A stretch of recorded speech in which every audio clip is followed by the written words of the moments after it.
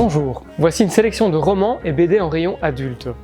Pour son 4e roman, Elisa Chua du Sapin reçoit le prix Wepler 2023 et nous parle de 2 sœurs. L'une est scénariste à New York, tandis que la cadette est aphasique, elle ne sait plus parler. Après 15 ans d'éloignement, elles se retrouvent dans le Périgord où elles ont grandi pour vider la bâtisse de leur père mort. Le vieil incendie, c'est une relation singulière qui unit 2 sœurs après un long silence. C'est un récit écrit avec douceur, à travers un regard précis et sans peur.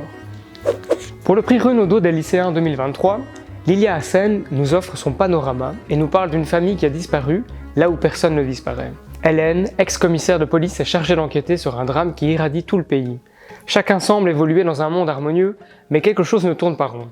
Voici une contre-utopie qui interroge le monde d'aujourd'hui, où les êtres sont en proie à leur pulsion derrière une apparente perfection. Et si Vercingétorix n'était pas le Gaulois moustachu que l'on imagine souvent?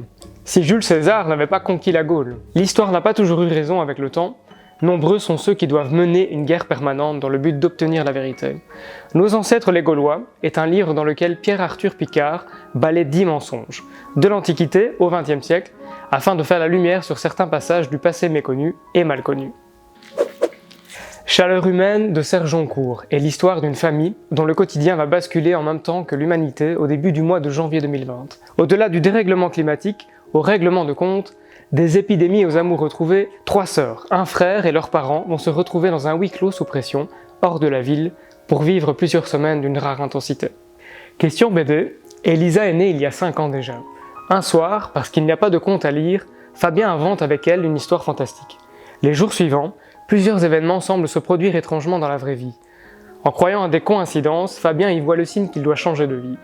Ce qui me touche, de Damien Marie et Laurent Bonneau, est un récit contemporain et intimiste où les échanges d'un quadragénaire avec sa fille modifient le regard sur ce qui nous entoure. Un livre qui s'ouvre sur un vol des tourneaux dont le murmure dans une langue secrète fait écho à toutes les migrations, et surtout à celle d'Aïeux, parti d'un village d'Inde en 1872 pour rejoindre l'île Maurice.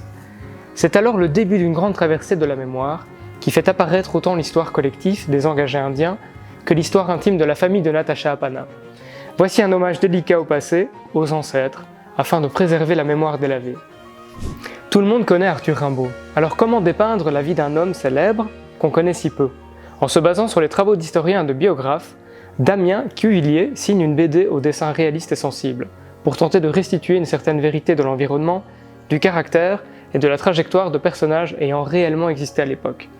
Voici le premier tome d'une série qui célèbre le jeune poète comme jamais. Voleur de feu, une vie d'Arthur Rimbaud. Et je vous remercie pour votre écoute et vous dis à très bientôt.